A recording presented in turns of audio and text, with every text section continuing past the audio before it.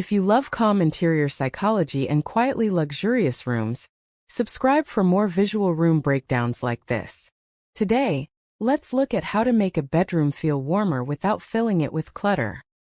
A bedroom often feels cold because the eye does not know where to rest, and the materials do not yet support each other.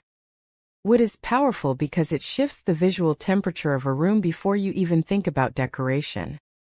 Then the room needs one strong anchor, and that is usually the bed. A soft rug connects the floor to the bed, so the room no longer feels visually hard from below. Linen bedding and soft fabric layers calm the eye because they reduce the feeling of sharpness.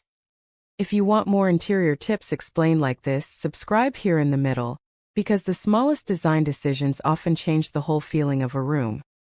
Warm light adds safety, especially when it sits near the bed and reflects softly across natural materials. Soft shadow matters too, because depth makes a room feel composed instead of flat.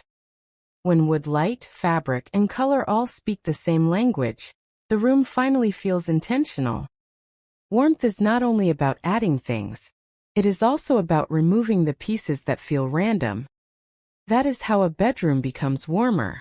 Not louder, not fuller, but calmer, softer, and more complete.